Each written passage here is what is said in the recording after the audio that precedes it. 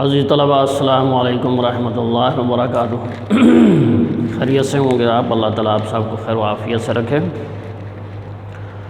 آج ہم 8واں لیکچر شروع کر رہے ہیں۔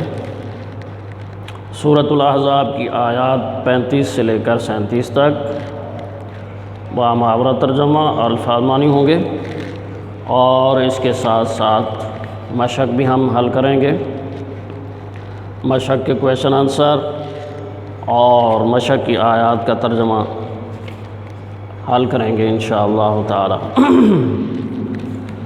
تو سب سے پہلے تلاوت ہوگی، اس کا ترجمہ ہوگا۔ آپ کی بک کا پیج نمبر 13 ہے، پیج نمبر 13 نکالیے۔ اعوذ باللہ من الشیطان الرجیم، بسم اللہ الرحمن الرحیم۔ وما كان صلاتهم عند البيت إلا مكاء وتصدية فذوقوا العذاب بما كنتم تكفرون۔ إن الذين كفروا ينفقون أموالهم ليصدوا عن سبيل الله فسينفقونها ثم تكون عليهم حسرة ثم يغلبون، والذين كفروا إلى جهنم يحشرون۔ ليميز الله الخبيث من الطيب ويجعل الخبيث بعضه على بعض فيركمه جميعا فيجعله في جهنم، أولئك هم الخاسرون۔ صدق الله العظيم۔ عزیز طلباء، سب سے پہلی آیت مبارکہ میں اللہ تبارک و تعالیٰ نے مشرکین کی عبادت کے طریقے کو بیان کیا ہے کہ یہ وہ لوگ تھے جو اپنے آپ کو بیت اللہ کا متولی، بیت اللہ کا سرپرست کہتے تھے، مسلمانوں کو اللہ تعالیٰ کی عبادت سے روکتے تھے۔ خود کیا کرتے تھے؟ خود جو ہے بیت اللہ میں انہوں نے بت رکھے ہوئے تھے، ان بتوں کو پوجتے تھے۔ تو ان کی عبادت کا جو طریقہ تھا اللہ تبارک و تعالیٰ نے یہاں پر بیان فرمایا ہے۔ اللہ تعالیٰ کا نام لے کر آغاز کر رہے ہیں جو بڑا مہربان نہایت رحم کرنے والا ہے۔ ایک ایک لفظ کا ترجمہ دیکھیے۔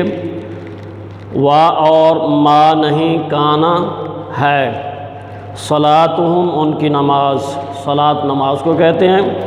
وما کان صلاتہم اور نہیں تھی ان کی نماز۔ کانا کے دو معنی ہوتے ہیں، کانا کا معنی ہے بھی اور تھا بھی۔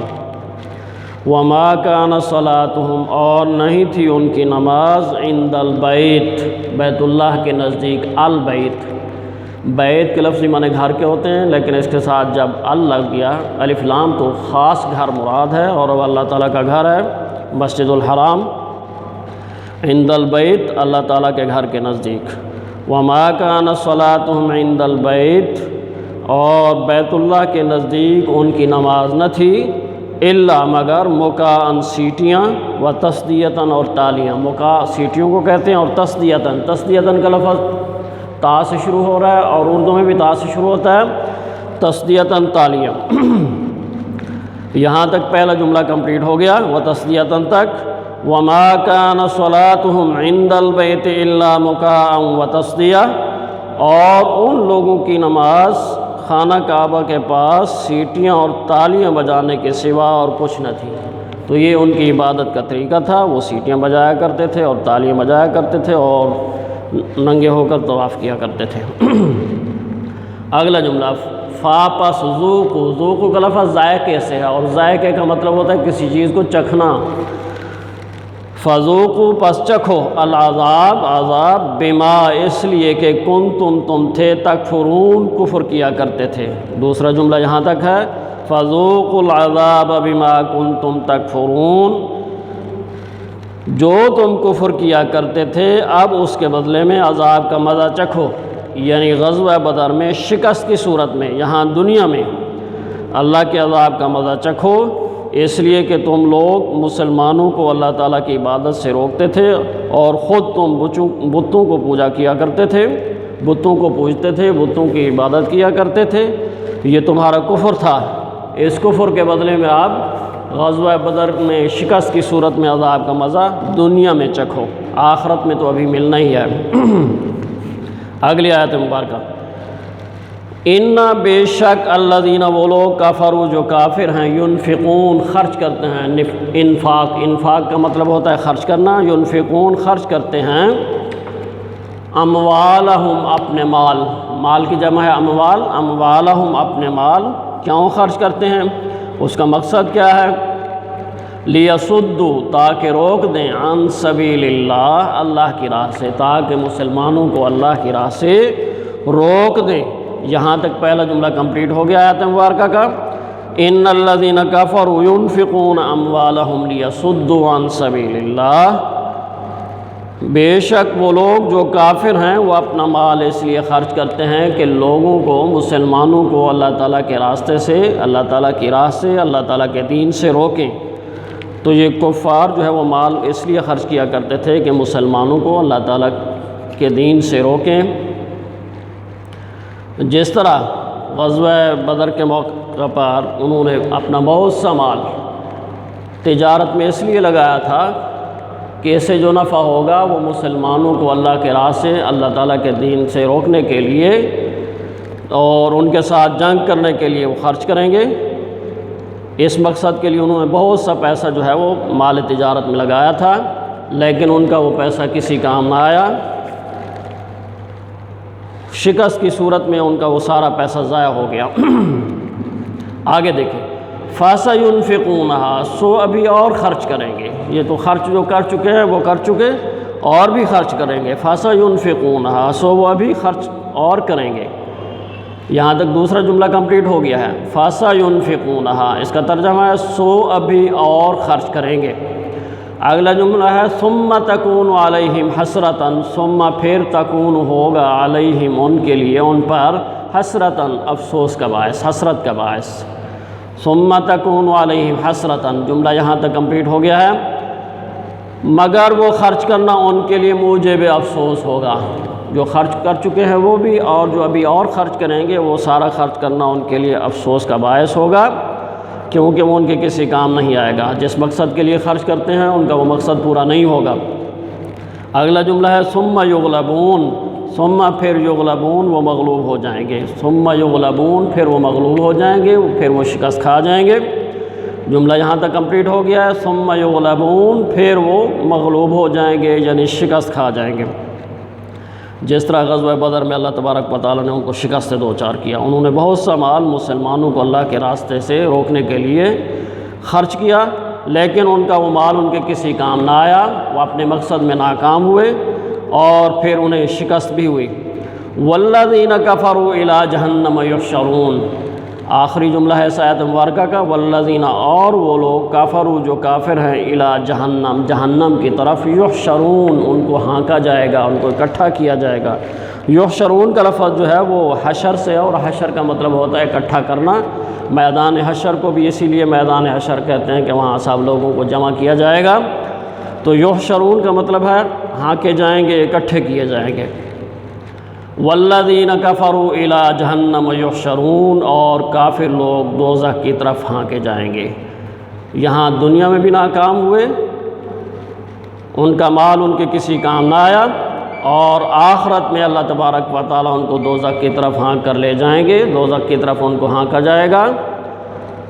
تو یہاں پر اللہ تبارک و تعالیٰ نے جزا و سزا کا ذکر بیان فرمایا ہے کہ ان کی سزا یہ ہے کہ ان کو جہنم کی طرف ہانک کر لے جایا جائے گا۔ لیمیزا، تاکہ الگ کرے، اللہ تعالیٰ، الخبیث ناپاک کو، من الطیب پاک سے، خبیث ناپاک کو کہتے ہیں اور طیب پاک کو کہتے ہیں۔ یہاں تک پہلا جملہ کمپلیٹ ہو گیا ہے آیت مبارکہ کا، لیمیز اللہ الخبیث من الطیب، تاکہ اللہ تعالیٰ ناپاک کو پاک سے الگ کر دے۔ کافروں کو جہنم کی طرف کیوں لے جایا جائے گا، کیوں ان کو جہنم کی طرف ہانکا جائے گا؟ تاکہ اللہ تبارک و تعالیٰ ناپاک کو پاک سے الگ کر دے۔ یہ ناپاک ہے کفار اور مومنین پاک ہیں، تاکہ اللہ تعالیٰ ان کافروں کو مومنین سے الگ الگ کر دے، یہ ناپاک ہیں۔ لیمیز اللہ الخبیث من الطیب، تاکہ اللہ تعالیٰ ناپاک کو پاک سے الگ کر دے۔ یمیز تمیز سے، اس کا مطلب ہوتا ہے الگ کرنا، تاکہ اللہ تعالیٰ ناپاک کو پاک سے الگ کر دے۔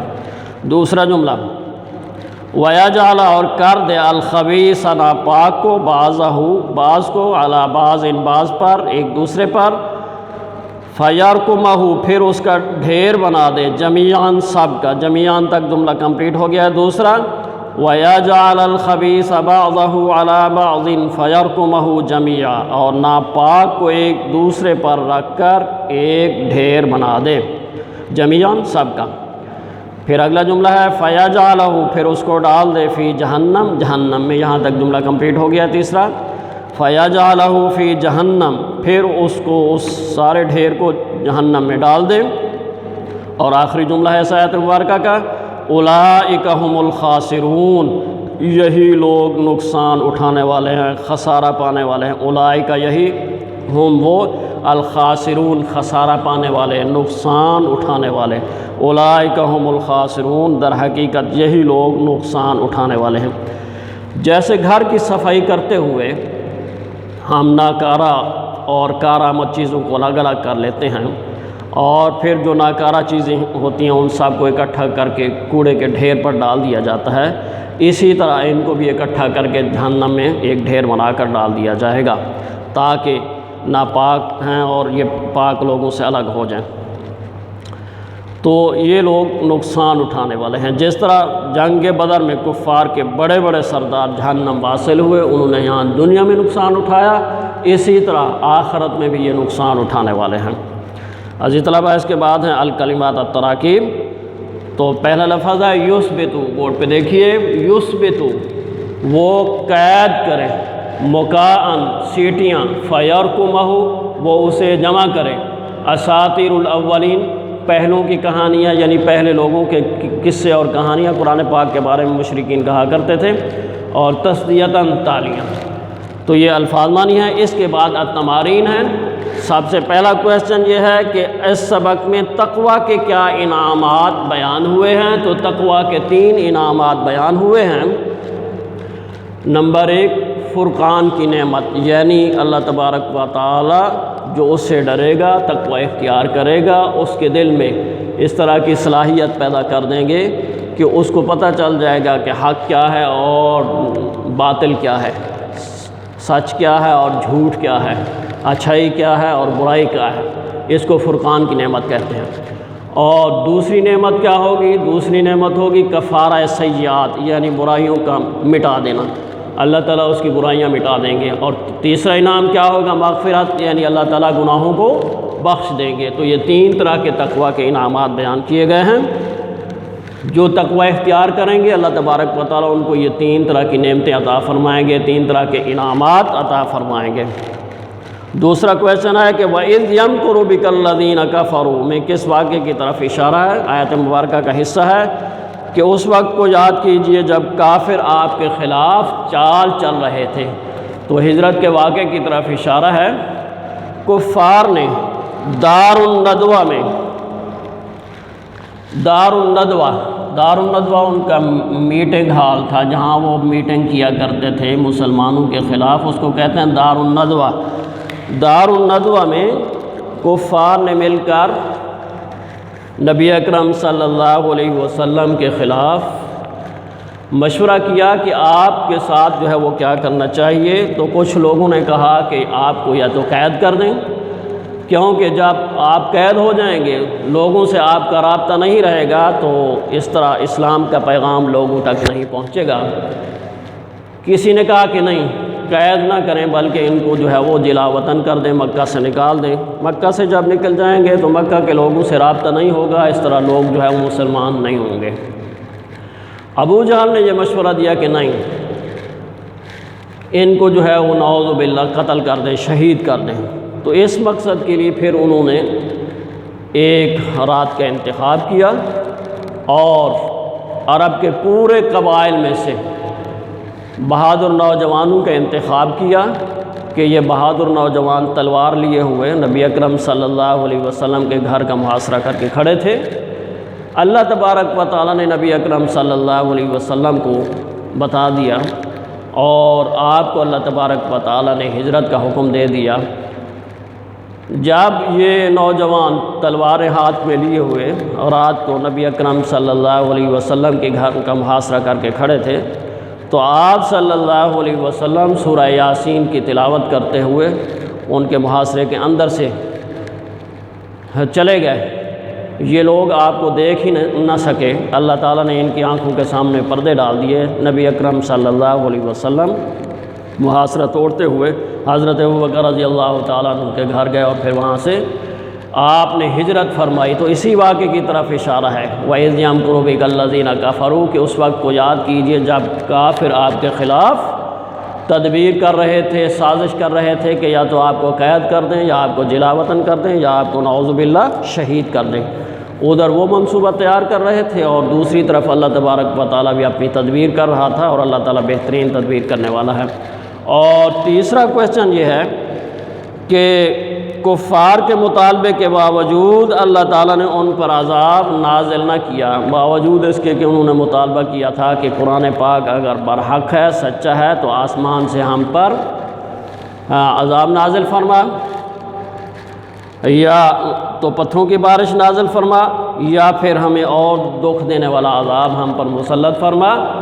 تو ان کے مطالبے کے باوجود اللہ تبارک و تعالیٰ نے ان پر عذاب نازل نہ کیا۔ اس کی دو وجوہات تھیں۔ پہلی وجہ یہ تھی کہ اس وقت نبی اکرم صلی اللہ علیہ وسلم ان کے درمیان موجود تھے، آپ اسلام کی دعوت دے رہے تھے، تو نبی جب تک کسی بستی میں کسی علاقے میں موجود رہتا ہے، اسلام کی دعوت دیتا رہتا ہے، اس وقت تک اللہ تبارک و تعالیٰ اپنا عذاب نازل نہیں فرماتے۔ ہاں جب نبی اس بستی سے مایوس ہو کے چلے جاتے ہیں تو پھر اللہ تبارک و تعالیٰ اس پر عذاب جو ہے وہ نازل کرتے ہیں۔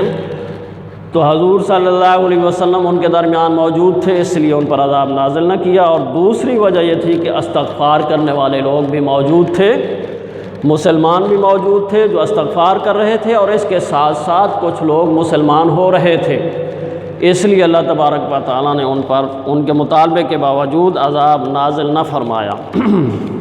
تو یہ تیسرے کویسچن کا آنسر ہے۔ چوتھا کویسچن یہ ہے کہ مندرجہ ذیل عبارات کا مفہوم بیان کیجئے۔ تو مفہوم کی جگہ ہم جو ہے وہ ترجمہ کرتے ہیں۔ الف جز ہے وَمَا كَانَ اللَّهُ لِيُعَذِّبَهُمْ وَأَنْتَ فِيهِمْ وَمَا كَانَ اللَّهُ مُعَذِّبَهُمْ وَهُمْ يَسْتَغْفِرُونَ۔ پیج نمبر 13 پہ یہ آیت موجود ہے، اور اس کا ترجمہ یہ ہے کہ اللہ تعالیٰ ایسا نہ تھا کہ جب تک تم ان میں تھے انہیں عذاب دیتا، اور نہ ایسا تھا کہ وہ بخشش مانگیں اور وہ انہیں عذاب دیں۔ تو یہی دو اسباب جو ہے وہ اللہ تبارک و تعالیٰ نے بیان فرمایا ہے کہ اس وجہ سے اللہ تعالیٰ نے ان کو عذاب نہ دیا کہ آپ ان کے درمیان موجود تھے، اور آپ کی موجودگی میں اللہ تعالیٰ ان پر عذاب نازل نہیں کرنا چاہتا تھا، اور دوسرا یہ کہ بخشش مانگنے والے لوگ موجود تھے، اس لیے اللہ تبارک و تعالیٰ نے ان پر عذاب نازل نہ فرمایا۔